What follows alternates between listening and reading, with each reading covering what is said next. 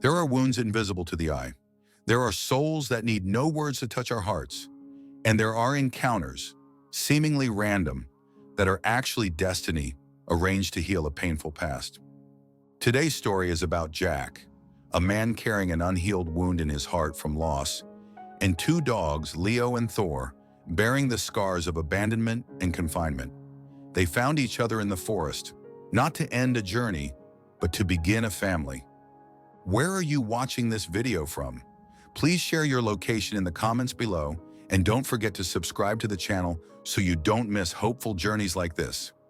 Snow fell thick outside the window, as if someone was dumping all the world's whiteness onto the roof of the small wooden cabin deep in the Oregon mountains. Wind whistled through the old wall cracks, emitting an eerie sound like the howl of lost souls in the deep woods. Winter nights here were unlike other cold nights. They were dense, heavy, and so silent that if you weren't prepared, they could swallow you whole with just silence. Jack Morgan sat in the old armchair near the fireplace, hands cupping a hot tea, eyes glued to the small TV showing the local news.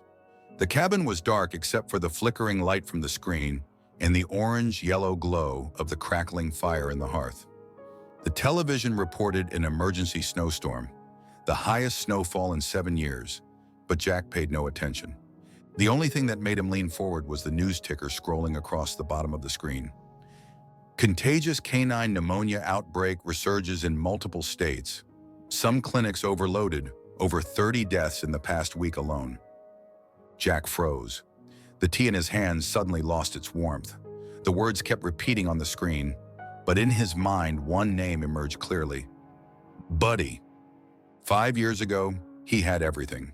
His own veterinary clinic, Morgan Vet Care, a dedicated team, a community that loved animals, and hundreds of small patients each month. Jack didn't just treat illness, he saved lives. He was the one people called when no one else would take a difficult case. He was the one who treated stray dogs, sick cats, even abused and abandoned pets for free. He didn't do it for money, he did it believing every creature deserved to be saved. Until the day Buddy was brought in. A 4-year-old husky, high fever, foaming at the mouth, difficulty breathing. The illness progressed too quickly. Maybe a virus, maybe poisoning. Jack tried everything. IV fluids, ventilator, antibiotics, circulatory support. But Buddy died after only a few hours. The problem wasn't the death itself. The problem was who Buddy's owner was. A wealthy, famous woman with over 300,000 social media followers. She didn't accept Jack's conclusion. She posted a clip filmed in the emergency room online, accompanied by a single line. "My baby died because of an irresponsible veterinarian." And that was enough. News swirled. Public opinion erupted. The press called him the killer in the white coat. People sent threatening letters, threw paint at his clinic. Investors pulled out. Colleagues shunned him. Although the court later declared him innocent, nobody cared anymore. There was only one person Jack couldn't forgive, himself. He still remembered Buddy's last look. Not blaming, just sad and resigned. Jack closed the clinic, withdrew all his savings, bought this wooden cabin in the middle of the forest, and never returned to the city again. A strong gust of wind slammed the window pane, making the frame rattle. Jack startled out of his fragmented memories. He sighed, wiping cold sweat from his temple. The faint scent of chamomile tea still lingered, but his mind couldn't register it. He was about to stand up for more hot water when, scritch, scritch, a very soft sound, like claws scraping on wood. Jack frowned. The wind, or just imagination? He stood silent for a few seconds, then walked towards the door. Gently pulled back the thick curtain. Outside, just snow. Snow falling thicker now, obscuring the entire front porch. No people, no animals, no sign of anything. Jack shook his head, returning to his chair. Scritch, scritch, scritch. The scratching was clearer this time, faster, urgent. Jack's heart tightened. His feet carried him to the door, this time without hesitation. He unlatched the lock, pulled the door open. Cold wind hit his face like a slap. Snow swirled into the cabin with the gust, blowing the small rug near the door aside. But Jack felt nothing. He was frozen by what appeared right before him, a German Shepherd dog, large but collapsing under its own weight. Its once thick, smooth coat was now covered in frost, matted into clumps hard as rock. Its body was soaked, giving off a damp, foul odor mixed with dried blood. It didn't howl, didn't bark, just looked at Jack with dark amber eyes, desperate and almost resigned to death. In that instant, Jack didn't see the snow, didn't feel the wind. He only saw familiar eyes, Buddy's eyes, a look pleading for help but not demanding, a gaze so heavy it seemed to say, "I'm not sure how much longer I have, but if I could die somewhere not cold, I would be grateful." "Oh my God," Jack whispered. Without thinking, he rushed out, knelt, and wrapped his arms around the dog. Its fur was stiff and cold as stone, but its left chest still rose and fell. Very weak, very fragile, but still there. He lifted it into his arms, the large frame gaunt, alarmingly light. "It's okay. It's okay," Jack repeated, stepping inside while pushing the door closed with his foot. He placed the dog on the thick rug before the fireplace. Its eyes had closed, breathing shallowly. Jack wrapped it in a blanket, dried it with a towel, then hurried to the kitchen, warming water and grabbing the last clean towel. Not a word, not a moment's pause. The life-saving motions performed thousands of times at his clinic returned like natural reflex, as if Jack Morgan the vet had never disappeared. When things quieted down, Jack slumped beside the dog, watching it without blinking. The fire cast an orange glow on its dark fur, warming the space between the two lonely beings clinging to each other in the cold night. Jack reached out and gently stroked its head. "If you made it all the way here, in this brutal weather," he whispered, "then you deserve a second chance." He paused, looked deeply at the still unconscious face. "Leo," he said softly, "I'll call you Leo, because you're not just a dog, you're a warrior." The dog didn't respond, but its breathing seemed to deepen slightly, and Jack understood. The fateful meeting had begun. Leo lay there motionless, like a frozen form carved by time and pain. Jack knelt beside him, and the instant his hand touched the ice-cold fur, a shiver ran down his spine. Not from the chill, but from the hauntingly familiar sensation, the feeling of a life quietly fading in his hands, exactly like the night Buddy died. Leo's fur was soaked, matted into tangled clumps mixed with mud, dried blood, and ice. Jack could clearly see faint blue veins beneath the thin, stretched skin, and every rib was starkly visible. Leo's eyes were half closed, eyelashes crusted with snow, but his lips trembled faintly, slightly parted as if struggling to breathe, as though the very act of survival was betraying him. Jack shot to his feet.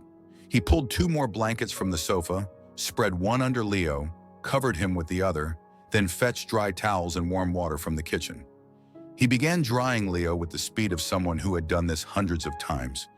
Yet this time, his hands trembled. Not from cold, but from fear. Fear of loss, fear of failure, fear of the crushing helplessness that had dragged him into the abyss 5 years prior. "Don't let me watch another creature die," he muttered under his breath, carefully drying the icy patches beneath Leo's paws, massaging the frozen joints. The dog's body gave no reaction, no twitches, no shivers. Jack got more warm water, soaked 2 towels, and placed them on Leo's belly and legs to gently warm the most exposed areas. He slid his hand beneath the blanket, touching the left side of the chest, and felt the heartbeat, fragile as a whisper, terribly weak but present. "Leo," Jack whispered, almost praying, "please, if you hear me, if you can still stay, don't give up." 10 minutes passed, 20, then 30. Jack didn't leave Leo's side. The fire burned steadily, but the room felt cold, not from the weather, but from the oppressive emptiness weighing on every breath. He took a soft brush, dipped it in warm water, and began gently stroking Leo's fur, partly to clean, partly to stimulate circulation. Each movement was so gentle, it could have made a stoic man weep. Leo remained utterly still. Questions swirled in Jack's mind. Where did this dog come from? Who did this to him? Why did he come precisely to his cabin door on the coldest night of the winter? Then he remembered, nothing is truly random in this world. Some things are orchestrated by pain so that two lost souls might finally find each other. He gently touched a long scar on Leo's flank. Faded, old, but still darkly red along the skin's edge. On his neck was a patch of fur completely gone, as if once bound too tightly by rope. One didn't need to be a vet to know. These weren't scars from a typical escape. These were marks of confinement. "Who did this to you?" Jack murmured, but the question hung unanswered in the silence. A moment later, while changing the third towel, his hand accidentally brushed Leo's left ear. A slight twitch. The ear moved. Minutely, but it moved. Jack looked up sharply. "Leo," he called softly. No response. He leaned close to Leo's face, hand on his chest. This time he felt a more distinct heartbeat. Still weak, but no longer like an echo fading into nothingness. He pressed his lips together. Gently placing both hands on either side of Leo's head, he whispered in a hoarse voice, "Well done, my friend. This time, I won't let anyone die." Another hour passed. Jack kept his gaze fixed on Leo. The dog was still unconscious, but signs of life grew more apparent. An occasional leg twitch, an ear flicking when the wind howled outside, and most crucially, his breathing became more regular. Jack leaned back against the wall, knees drawn up, his expression no longer fearful but pleading. No one else outside, no hospital nearby, no advanced emergency equipment. Just one man whose hands had saved hundreds of animals, now pinning all his hope on this one stranger. And then, amidst the fireplace's last dying embers, Leo gave a soft groan, very faint, but definite. His eyelids fluttered open slightly, not fully, but enough for the firelight to reflect in dark brown pupils, hazy, exhausted, and deeply wary. Jack leaned down, close to his face, whispering, "You don't have to trust me right away, but if you give me a chance, I swear I won't let anyone hurt you again." Leo didn't respond, but his tail twitched faintly. Once, like a fragile whisper between two beings who had fallen to the depths, now beginning to believe in something, even just a sliver of hope in the coldest winter of their lives. Leo lay motionless on the thick rug before the fireplace. From a distance, the large dog looked like a snow-covered statue, damp patches of fur leaving wet spots on the wooden floor.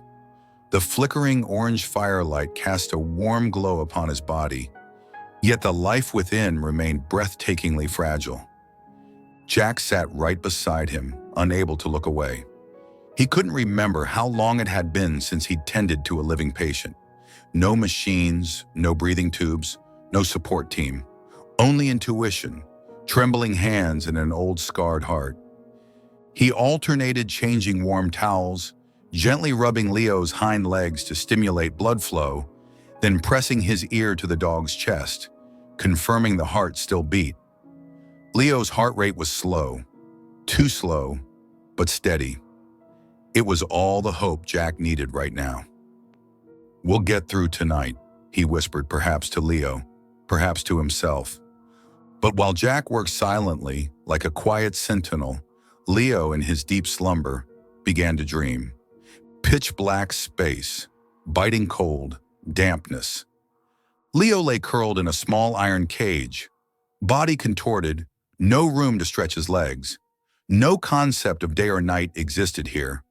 Only the clang of metal, desperate barks, and the suffocating stench of blood mixed with urine. The cage lock clicked open.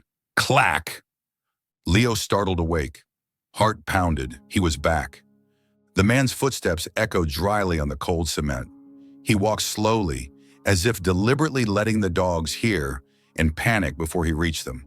Dogs nearby erupted in frantic barking. Some barked loudly, some whimpered, some were utterly silent, as if they no longer believed anyone would ever hear. Leo didn't know how long he'd been here. A week? A month? A year? All he knew was that fear was now etched into his blood, a conditioned reflex. The mere sound of a latch opening sent his whole body into uncontrollable tremors. A small dog, no more than 4 months old, was dragged from a cage at the end of the hall. It clawed at the cage walls, howling desperately. Leo strained to watch. That puppy had slept beside Leo the first few nights after they were torn from their mother. It had a small white patch between its eyes, a tail that always gave a slight wag when it saw Leo. Leo saw the puppy's panicked, pleading eyes, then it was dragged away, not through the main entrance, but through the iron door at the corridor's end, a place from which no one had ever returned. The barking abruptly stopped. Leo sat still, didn't howl, didn't bark, just lowered his head onto the cold floor. A part of him died in that moment. Back in reality, the cabin remained quiet, filled only by the sounds of the wind and the burning logs. Leo began to whimper in his sleep, first just rapid breaths, then evolving into pained, broken sounds. His legs twitched, muscles tensing as if unconsciously trying to flee something. Jack startled, leaning closer. "Leo! Leo!" he called softly, placing a hand on the dog's shoulder. Leo jerked violently, growling in his delirium. Eyes wide with panic, he surged up as if to fight, then immediately collapsed against Jack, panting heavily, eyes failing to recognize the man before him. Jack held Leo's neck, gently restraining him as if holding on to his very soul. His hand brushed against a bald patch near the shoulder, a long, jagged scar, ridged as if from a burn or whip. "My God," Jack choked out, realizing this wasn't just a lost dog. This was a creature who had survived torture. "It's okay," he whispered into Leo's ear, his voice trembling. "You're not there anymore. You don't have to be afraid anymore." Leo kept panting rapidly. His eyes looked at Jack, gradually softening. Not exactly trust, not exactly calm, but enough not to bite, enough to lie still again. Jack pulled the blanket around Leo once more. The fire was dying down. He stood to add more wood, then returned to sit close beside Leo, not moving more than a step away. His hand rested on the dog's shoulder where the scar still protruded. His eyes were full of sorrow, as if reading a story written without words. A story told only through wounds, through silence, and through soft whimpers in a dream. Near midnight, Leo had fallen back asleep. Quieter this time, no more whimpering, no more startling. Breathing steady, though still weak. The fireplace burned reliably, casting Leo's shadow onto the cabin wall, long, gaunt, and full of the strange contours of scars. Jack opened an old notebook, intending to write something, but couldn't. The blank page stared back like a mirror. Finally, he closed the notebook. "Leo," he said softly as if to himself, "you're the reason I didn't give up that profession, even though I tried." Jack leaned his head back on the chair, closing his eyes. Images of dogs from his past flickered through his mind. Buddy, Molly, Rex, Shadow, and now Leo. They all shared something. They came to him when no one else wanted them. And strangely, they were the ones who managed to touch him. Dawn didn't exactly break here, especially after a blizzard. Any sunlight was filtered through thick gray clouds and bare, ice-coated trees. The sky merely grew brighter, a cold, opaque white light, like the face of someone waking from a long fever. Jack hadn't slept. He sat beside Leo all night, changing warm towels, stroking the dog's floppy ears, occasionally pressing a hand to Leo's chest to feel the steady rhythm, like a faint clock determinedly ticking off each final second. Leo survived the night. It wasn't a miracle. It was the purest form of survival instinct. And Jack understood that. He had witnessed many creatures pass, had seen a few cling to life, but rarely had an animal fought death in such silence as Leo. No howling, no barking, no struggling, just breathing, enduring. As if Leo's entire life had accustomed him to navigating darkness alone. Jack was rekindling the fire, bending to blow gently on the embers when, scritch, scritch. He froze, his ears, perhaps not as sharp as they once were, instantly strained. It couldn't be. He shot upright. The scratching at the door sounded again, like last night. But this time, no whining, just intermittent scratching, light and weak, almost too faint to penetrate the wind's sound. Jack walked to the door, feeling his heart beat abnormally fast. Once was rare. Twice. Couldn't be coincidence. He unlocked it, opened the door a crack. Wind rushed in again like a flood. But this time, carried on, the wind was a small creature, huddled, trembling, looking as if it could be swept away at any moment. A puppy, no more than 8 months old. So thin its skeleton was visible beneath matted, tangled fur. Its coat had no discernible color, just a mix of gray-brown, dirt, and ice. Its eyes were large, dark. One eye bore the scar of an old healed tear. It didn't bark, didn't howl, didn't plead for help. Just stood there staggering, looking at Jack as if awaiting permission to collapse. Jack knelt down. "Dear God," he whispered. Without thinking, he reached out his hand gently, as if approaching a wild thing on the verge of shattering. "All right, little one, come here." The puppy took one step, then crumpled. Jack lunged, gathering the frame of mere skin and bones into his arms. Cold, light, thin as a wet cloth. He closed the door behind him, placing the puppy on the rug right beside Leo. The fire flared up again, and this time, 2 lives needed its warmth. Jack touched the puppy's forehead. It was still breathing. Short, rapid breaths, like a sputtering engine. He poured warm water, using a cloth to clean the small body. The puppy's eyes remained open. Not fearful, not pained, just vacant. "You've seen hell too, haven't you?" Jack said softly.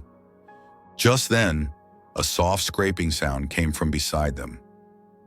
Leo, the large dog, still incredibly weak, was forcing himself up. Legs trembled, head hung low, but his eyes alert. Something profound had shifted in them since last night's lost look. Leo stared intently at the puppy, then began slowly dragging himself closer. Each movement seemed an agony, but he didn't stop. The puppy, at that moment, lifted its head. For the first time since arriving, it made a sound, a soft, faint whimper, weak as the night's last fading breath. Leo stood before it, looked directly at it, motionless. The puppy crawled forward, driven by instinct. Its tiny legs shook, but its gaze never left Leo. 1 step, 2 steps. Then it burrowed right into Leo's chest, pressing close like a little sibling, finding their big brother after a terrifying storm. Leo lowered his head, gently touched his nose to the puppy's ear. No bark, no sound, just a touch. Yet it carried more weight than anything Jack had ever witnessed. He stood frozen. These weren't 2 stray dogs who randomly found his door. This was family, a family reunited in silence after separation, after panic, after blood and ice. The puppy, Jack now called him Thor, trembled violently, but not from fear. It was because finally he had a safe place to tremble, a secure place, a place where Leo's breath enveloped him like a mother's embrace. Jack sat down beside them, said nothing. In nearly 10 years as a veterinarian, he had witnessed hundreds of reunions, but never a moment quite like this, needing no human intervention, no language, just a look and a gesture conveying, "I'm still here, and I won't let you go anywhere again." Jack gently stroked Thor's back. The pup flinched, then slowly relaxed, as if relearning how to accept touch. "Thor," he whispered, "you're here now. With Leo. With me. Thor didn't respond, but his eyes closed slightly. His breathing slowed. Leo also rested his head down, draping one foreleg lightly over Thor, the gesture of a protector. And for the first time in years, Jack cried. Not from pity, not from heartache, but because for the first time, he saw the most fundamental love of the canine species. Unconditional, fearless, without resentment, manifest right before his eyes, and he hadn't needed to do anything to touch it. After so many hours of chaos and tension, the cabin finally settled back into silence. But it was no longer the cold silence Jack had grown used to. For the first time in years, this small space felt warm in a very strange way. Leo and Thor slept peacefully. No more trembling, no more whimpering through nightmares. Thor's gaunt body nestled close to Leo's chest, sheltered by the big dog's foreleg, like the protective arm of an older brother. Their breaths seemed to merge with the quiet rhythm of the fireplace. A scene fragile, yet incredibly sacred. Jack sat quietly beside them, his hand still resting lightly on Thor's back. He didn't dare move it. It felt as if leaving would make this moment dissolve, like mist at sunrise. Outside, the blizzard had ended. But what Jack felt wasn't peace, it was unease. Daylight finally managed to filter through the thick cloud cover, reflecting off the pristine white snowdrifts around the cabin. Jack put on a heavy coat, wrapped a scarf around his neck, and stepped outside, carefully closing the door so as not to disturb the two dogs. Each step sank deep into snow up to his ankles. The wind had stopped, but the air remained bitingly cold. The entire forest was enveloped in absolute stillness, a silence that suggested something hidden. He walked onto the front porch. His eyes scanned the steps where Leo had collapsed the night before. The snow here was churned up, clearly showing Leo's prints. Large, deep, uneven. Beside them were smaller tracks, clearly Thor's, following closely, very closely, from the direction of the forest toward the cabin. But then, Jack froze. Another set of tracks ran parallel, larger, clearer, unmistakably human boot prints. Size 11 or 12 perhaps, thick soles, deep treads, and they led out from the forest. Jack crouched down, observing cautiously. 3 sets of tracks, Leo, Thor, and a man. His heart rate slowed, then quickened. No more doubt. The 2 dogs hadn't wandered randomly through the storm. They had been with someone, or forced along. Jack took a deep breath, then began to follow the tracks. After just a few steps, he realized something was wrong. The footprints didn't proceed straight but meandered, as if the person was walking in panic or struggling to drag something. In several places, the human prints overlapped the dogs, suggesting a struggle. About 30 yards from the cabin, snow started obscuring parts of the trail, but Jack, his eyes trained to find subtle medical signs, missed no detail. A section of forest path became visible, and there he stopped dead. On the snow lay a broken dog collar, surrounded by frantic scratch marks. The snow in the center was deeply compressed. Someone had fallen, or there had been a violent struggle. Jack bent down, picking up the collar. No name tag, just plain black leather, but the metal ring was bent out of shape, as if someone tried to remove it in a hurry or in fear. He touched the snow. It felt damp, not completely frozen. Blood might have been here, now covered by fresh snow. Jack felt a chill run through him, not from the wind.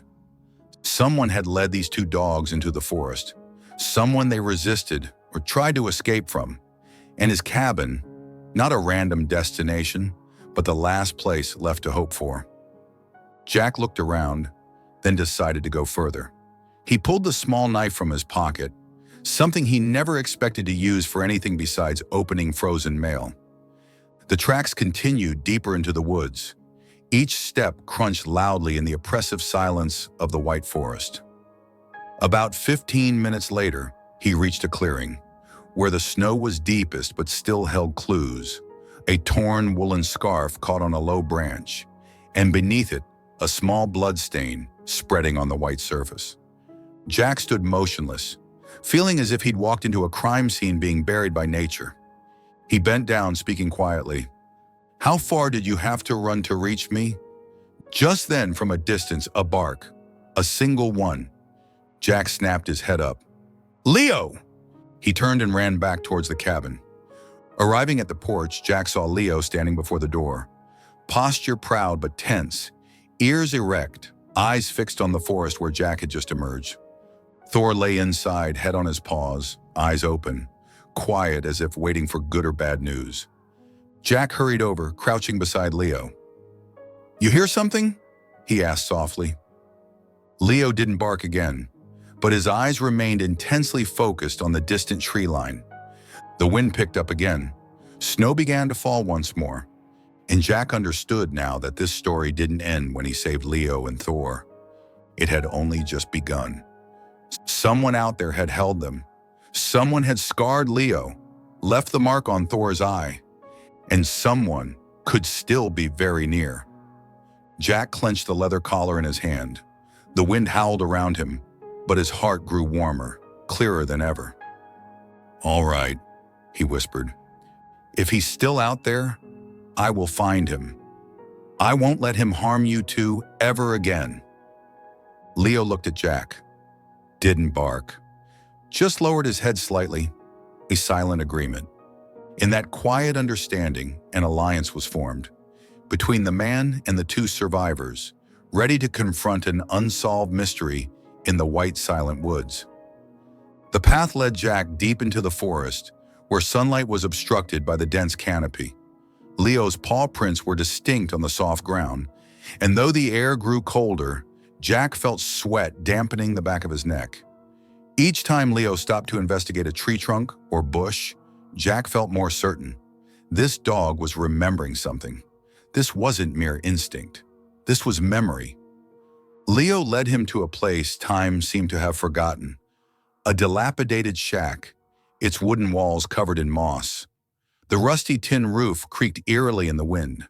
Dry leaves rustled under Jack's boots, and he noticed small bone fragments mixed into the damp, moldy earth. This wasn't anyone's home. It had been a place to hide something dark. Jack pushed open the sagging wooden door.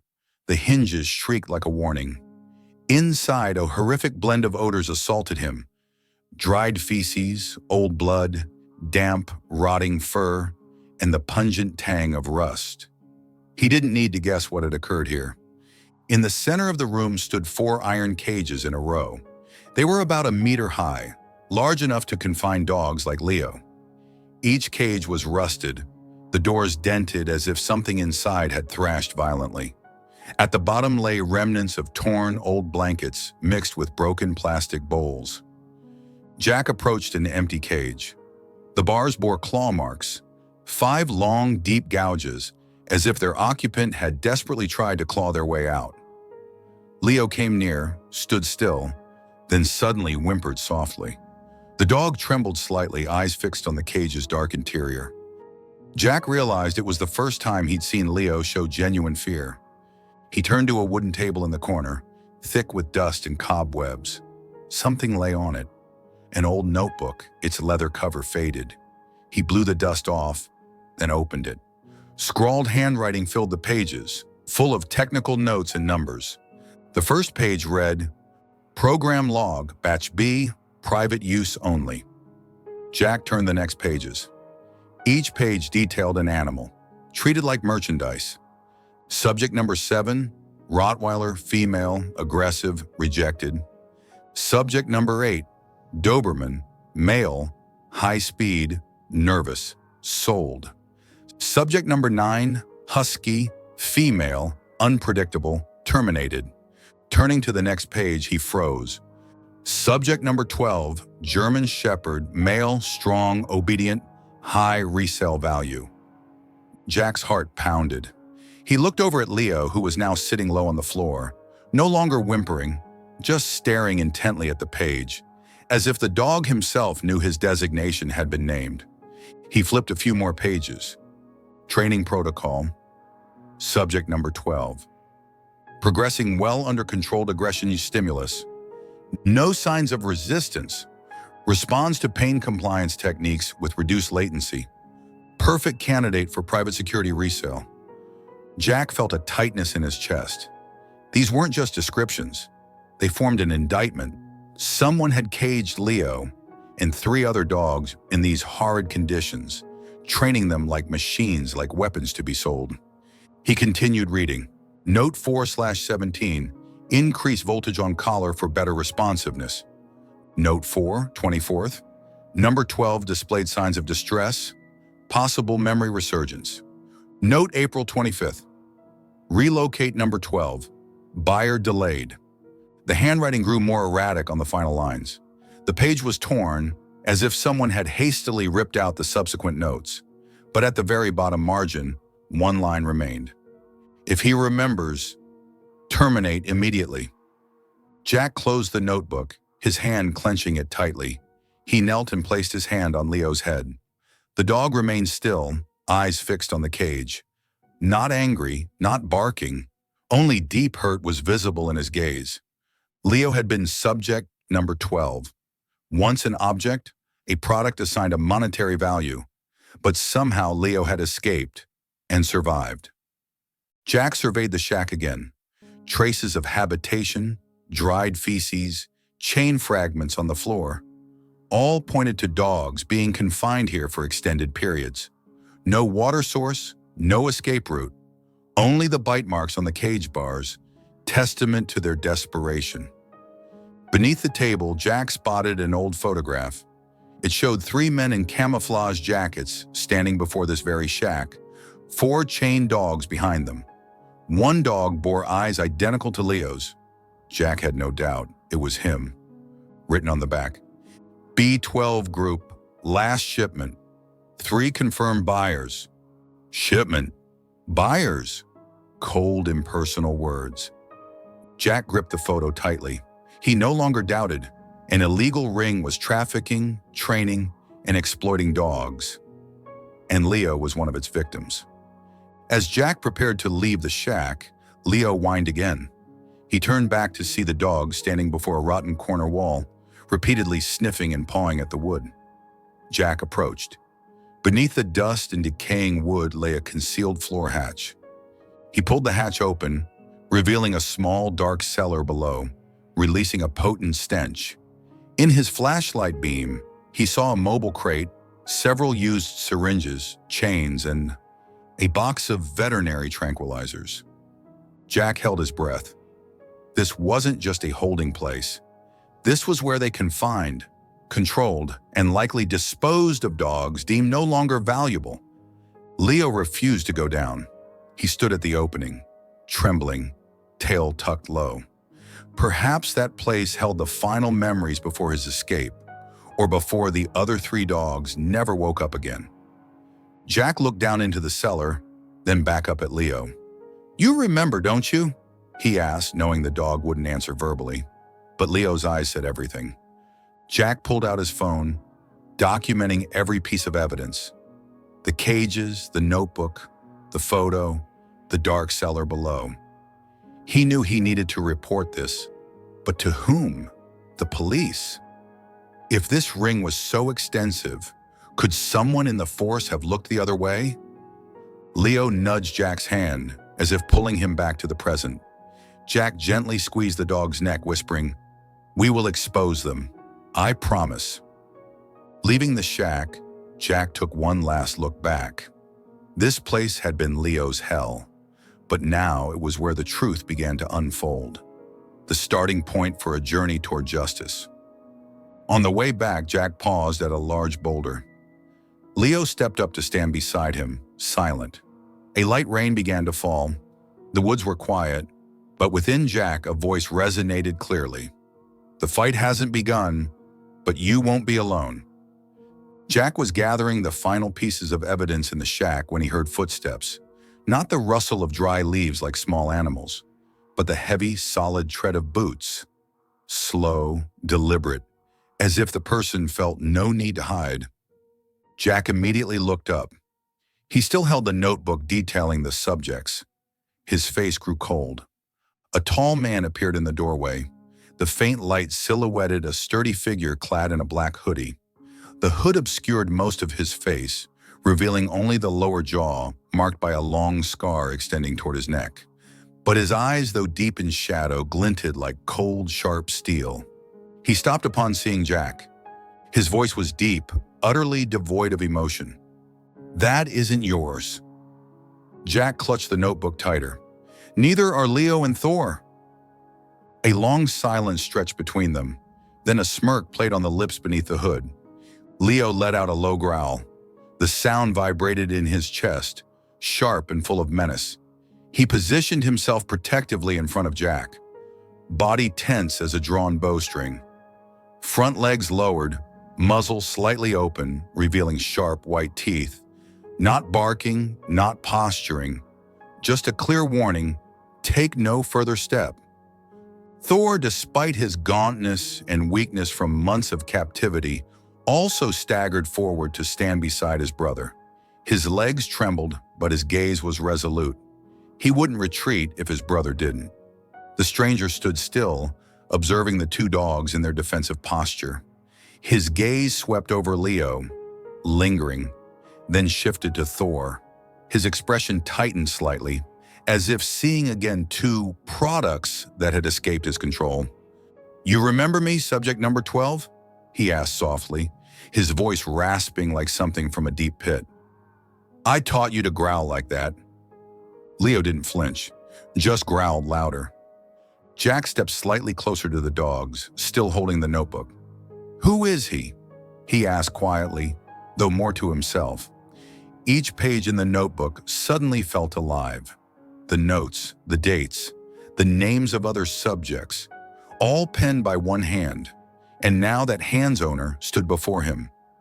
"You're the one who abducted them," Jack said, his voice like ice. "You bound them, caged them, injected them, tortured them, then sold them like objects. I've read about your kind in crime reports, but I never thought I'd see one." "And now you have," the man interrupted, taking another step forward, his voice remaining deep and steady. "I do nothing the law deems wrong, Jack. I train, I condition, I sell to those who need them. Private security, VIP protection, hazardous goods transport.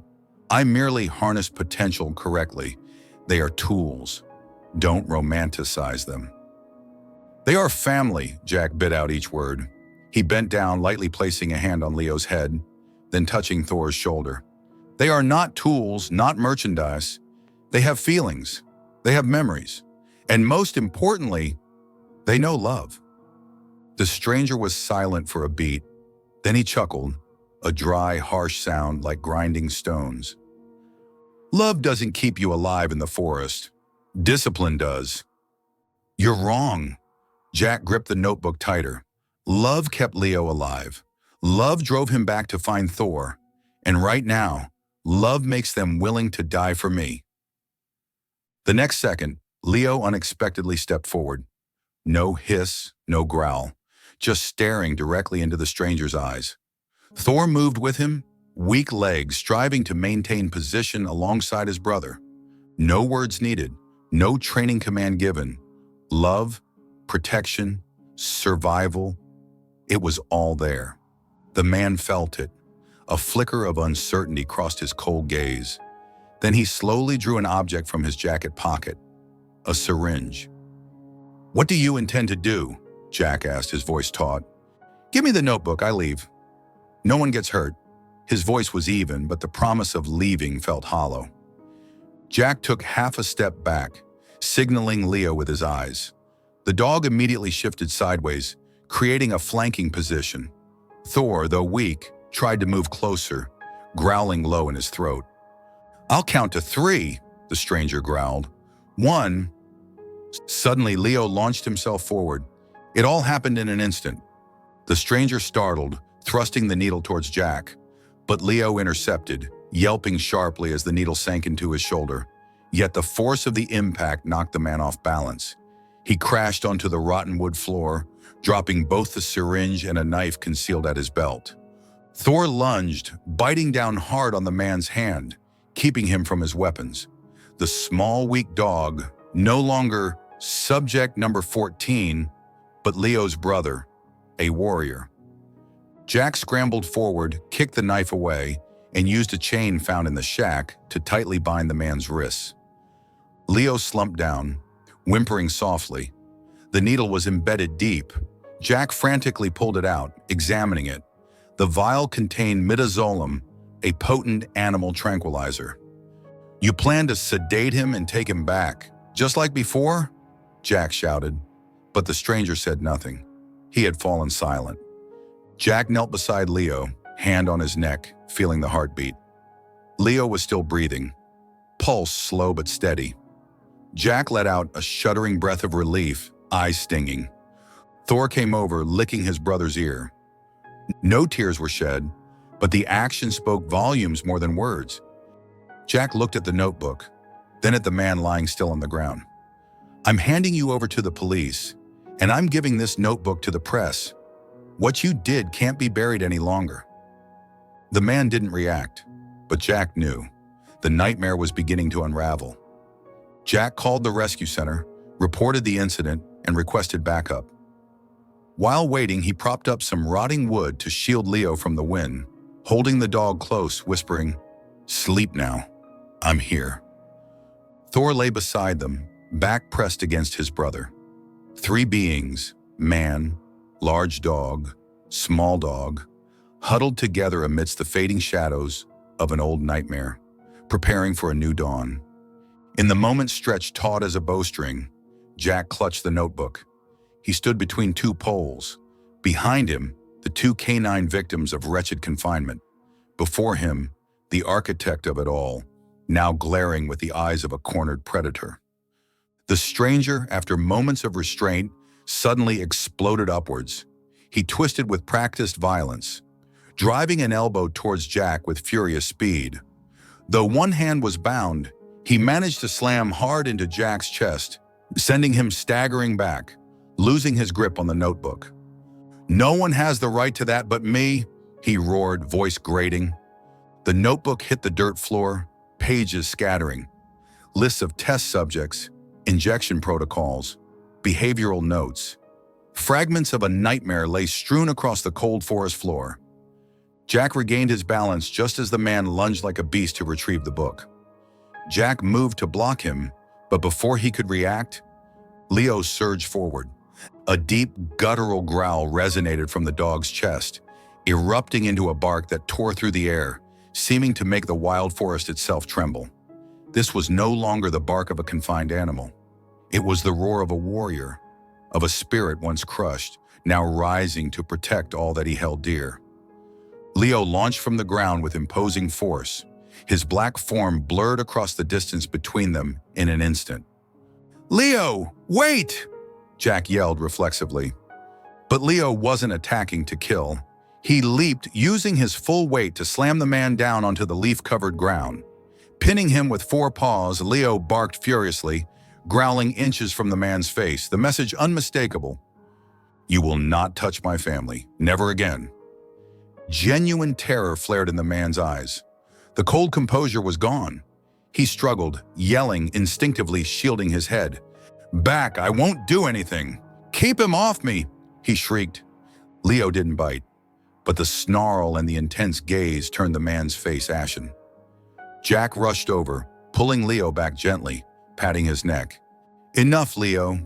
Good boy, old friend. Good boy." Leo slowly retreated, still eyeing the man like a guard not yet relieved of duty.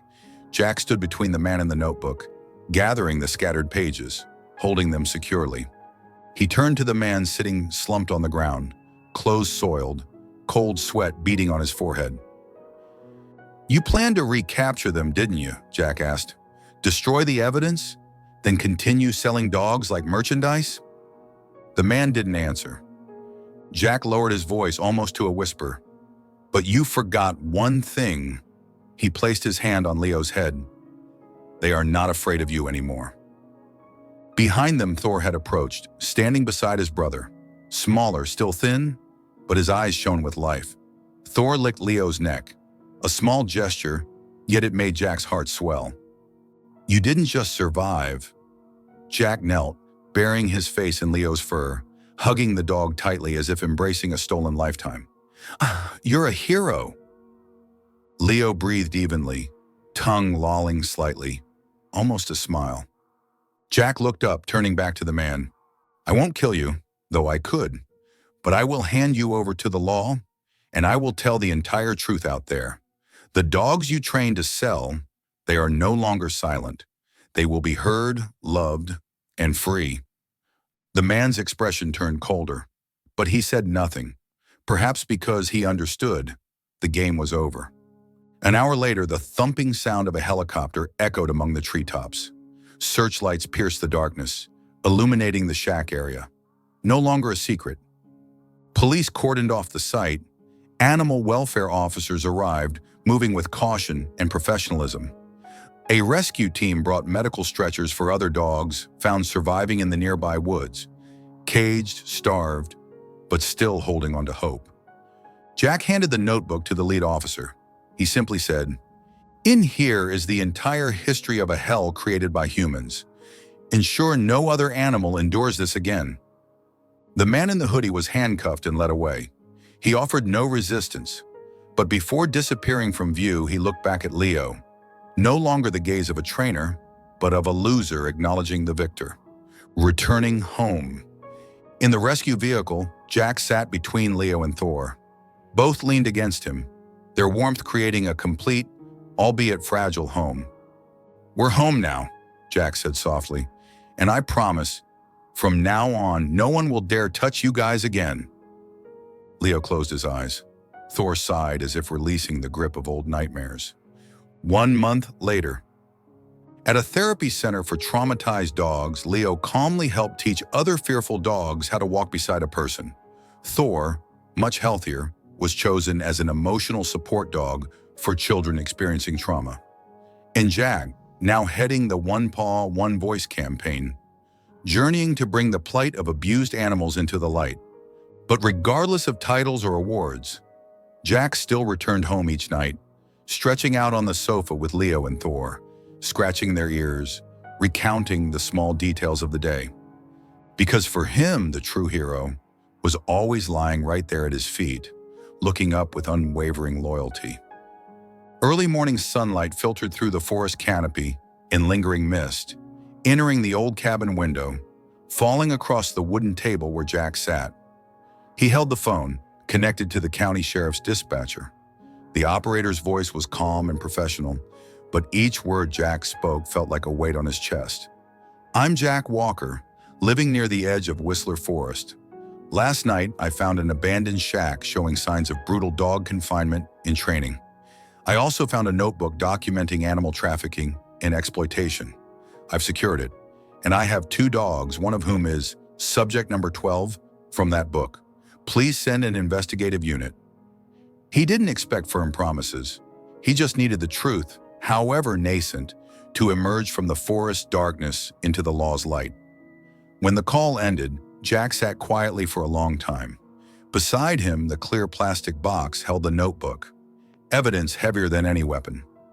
Scrawled entries, cold classifications, breed, German, reaction, aggressive, estimated sale price, high, current status, injured, but potential remains. Below it, subject number 12. And now subject number 12 lay at Jack's feet, head resting on his old boots, breathing peacefully in untroubled sleep. Leo was no longer a beast locked in cold steel. He had become part of this home, part of Jack. The cabin was built for days Jack needed to escape the world, a place without internet, phone signal, or people. But in just days, it now held 2 small souls, Leo and Thor, tiny footsteps occasionally clicking on the wood floor as Thor chased imaginary leaves. The house now smelled of dog food, of water bowls filled fresh each morning, of damp fur after afternoon rain. On the wall beside the stone fireplace, Jack had just rehung something previously too painful to look at. Buddy's old photo. Buddy, golden fur gleaming, earth-brown eyes bright, standing beside Jack at the forest's edge, mouth open in a happy grin. That last morning, Buddy was alive. Jack had left without a proper hug. He'd returned to find a bloody cold body, incomprehension warring with grief. Even now, that regret haunted Jack's eyes in the quiet hours. He stood before the photo, gaze fixed on Buddy, then turned to look at Leo and Thor sleeping, small bodies curled together, breathing evenly. Leo's paw rested protectively on Thor's back. Thor whimpered softly in a dream. Jack spoke, quiet but firm, a vow offered to the wind and fire. "I couldn't save Buddy, but I swear I will protect you two until the end." The promise needed no witness, yet two pairs of ears twitched slightly, as if understanding every word. Leo opened his eyes first. No bark, no sudden movement, just looking at Jack with eyes much softer than before. Thor stirred, nuzzled his head against his brother, and slept on. In that instant, Jack knew he was no longer alone. He had a family. The following days found a rhythm of recovery. Each morning, coffee for Jack, water for Leo, soft food for Thor.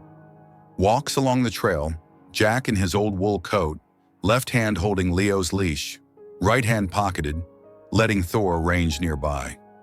Thor, still thin and sometimes coughing, now wagged his tail constantly at passing squirrels.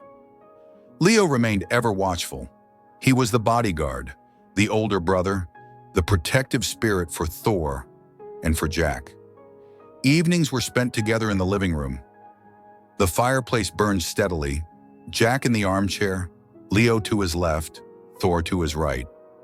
Some nights nightmares, images of Buddy still and lifeless, jerked Jack awake only to find Leo resting his head on his leg, a silent reminder. "I'm here. It's okay." One rainy afternoon, cleaning the back shed, Jack stumbled upon an old cardboard box, faintly labeled Buddy Feel. He opened it. Inside lay Buddy's name-engraved collar, a broken rubber ball, a t-shirt Jack wore when Buddy was a pup and loved to sleep on, even a small notebook where Jack had chronicled raising his first dog. Jack's hands trembled, touching each item. The past rushed back, but this time he didn't cry. He just sat, holding the mementos. Leo came over, sitting close, not intruding, simply present. Thor joined them, curling into Jack's lap. No words were spoken, but it was the most fitting memorial Buddy had ever had, not through ceremony, but through life continuing.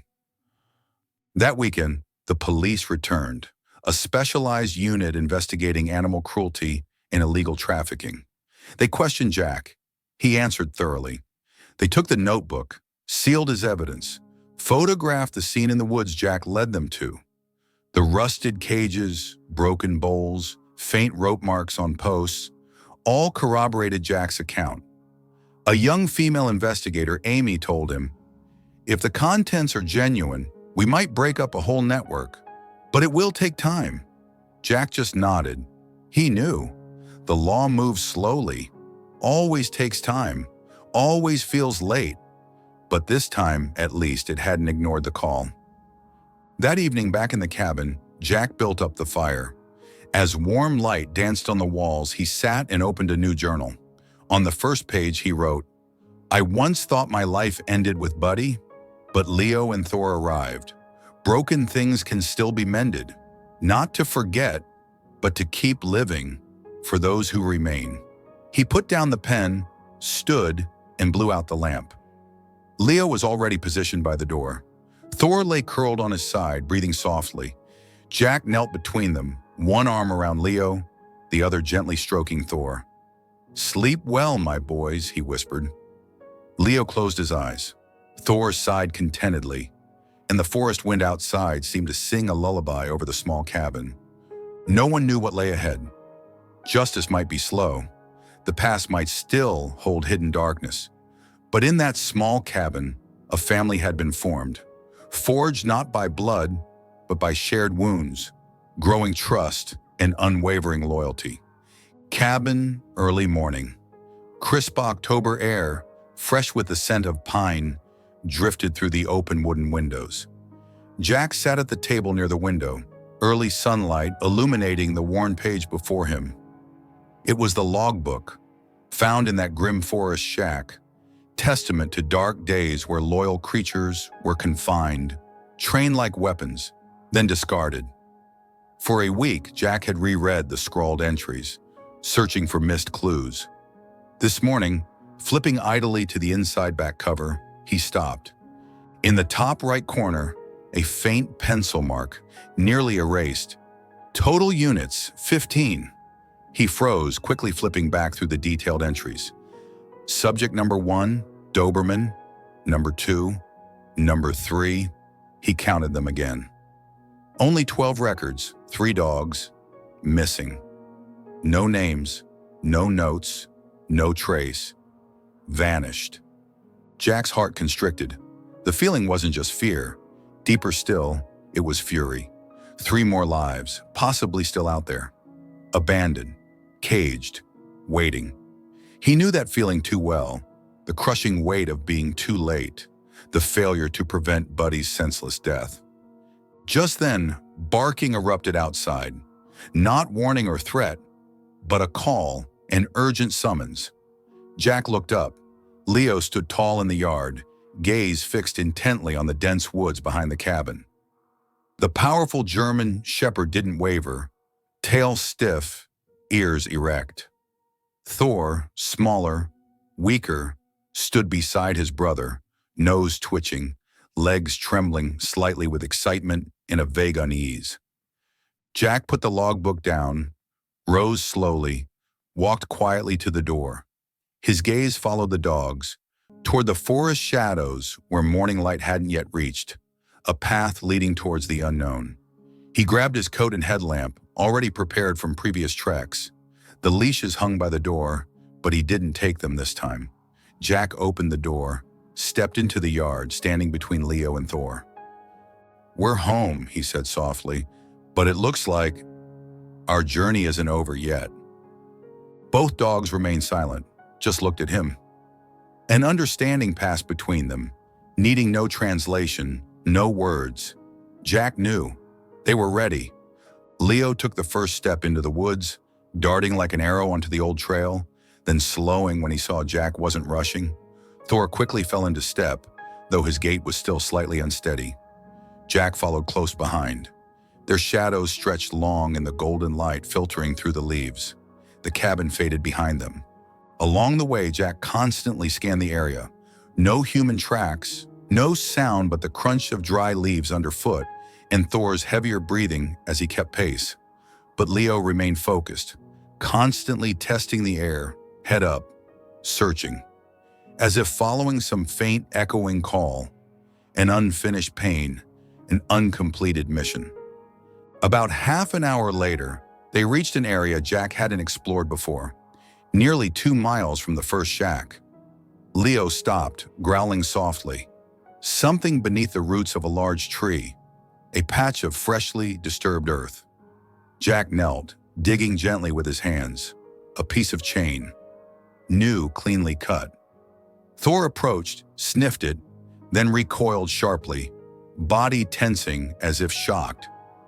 Jack pulled at a piece of fabric caught in the soil, a fragment of a blue crate liner, the type used in training facilities. His hand tightened into a fist. "Someone was here," he whispered, "and they left something behind." Leo began running deeper into the forest. This time, Jack and Thor had to hurry to keep up. Over fallen logs across a small stream, they finally stopped before a narrow ravine, almost invisible from the main path. Jack entered first, headlamp beams sweeping the darkness. And then, a sound from within the shadows. A bark, weak, intermittent. Jack's heart pounded. He moved slower, crouched down, his voice low and clear. "It's okay. I won't hurt you. I'm a friend." Leo and Thor waited silently. A small dark shape emerged from the corner of a rusted iron cage. A dog, possibly a Rottweiler, skeletal, skin stretched tight over bones, eyes nearly lifeless, yet its legs managed to drag it toward the light. Jack didn't wait. He shrugged off his coat, wrapping it around the trembling body. "I was late once," he murmured, voice thick. "Not a second time." Leo stood guard at the entrance. Thor approached the newcomer, gently licking its head. Another piece of a broken family beginning to mend. Deep in the forest, 3 dogs, once products, once caged, now gathered around a man who had lost everything. But now he was no longer alone. And each time he looked up, he saw more clearly. This journey truly could not end yet. Jack carefully lifted the new dog, turned out of the ravine, and started back toward the cabin. Dusk was gathering, but his headlamp beam shone brightly, illuminating their path through the familiar woods. Behind him, Leo walked to his left, Thor to his right. 3 figures, 3 once shattered souls, now moving forward together. When the cabin appeared through the trees, yellow light spilling from the window, Jack felt a tightness in his throat. He didn't know what the police would find tomorrow. Didn't know how many more cages waited to be opened. But he knew. He was ready. And his 4-legged friends, they were too. Thank you for following the journey of Jack, Leo, and Thor, from loss to hope, from darkness to light. This story is not just about abandoned dogs, but also about how we can find ourselves again, through loyalty, sacrifice, and wordless love. If it were you, would you be willing to step into that forest to save a life once forgotten by the world? Please share your thoughts in the comments below. If you found this story meaningful, don't forget to like, share it with your friends who love animals, and subscribe to the channel so you don't miss the next moving journeys.